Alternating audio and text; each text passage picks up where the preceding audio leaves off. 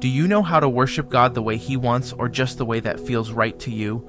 There's a difference, and it's not just a minor one. After the fire and smoke of Sinai, when the voice of the Lord thundered so fiercely that the people begged Moses to speak to God for them, the very next thing God did wasn't to continue the list of laws. He moved straight from the commandments into worship. Let that sink in. Before the covenant was even sealed in blood, God was already establishing how His people were supposed to approach Him. He said, "You've seen me speak from heaven, so don't make gods of silver or gold. Instead, build me an altar." Not a throne, not a temple, not a cathedral, an altar. Before we go further, let's be real.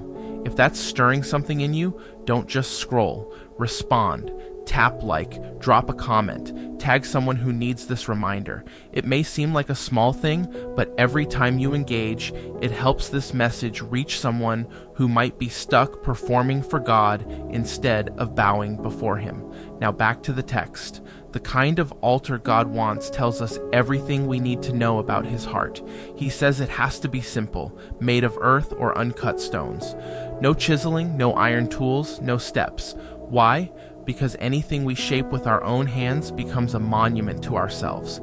We start off wanting to worship God, and we end up accidentally worshiping our own effort.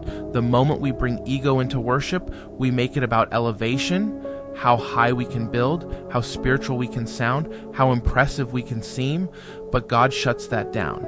He says, don't even put steps on the altar or you might expose your nakedness. In other words, pride leads to exposure. Self-exaltation leads to shame.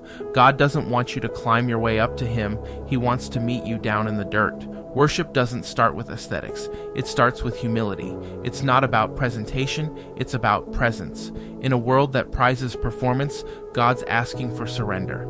He's not impressed by the spotlight. He's drawn to the secret place. He doesn't move on polished platforms. He moves on broken altars. And that changes everything, because it means your most sacred worship might not happen at a Sunday service with a full band and perfect acoustics. It might happen in a hospital waiting room, or when your tears hit the floor next to your bed, or when you whisper, "Help me, Jesus," while folding laundry.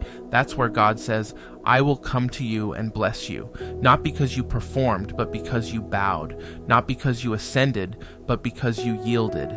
So let me ask again, and let this question sit heavy on your spirit. Are you building your worship on pride or from the ground? Because if it's polished but it's not pure, if it's excellent but it's not humble, then it's not the altar He asked for.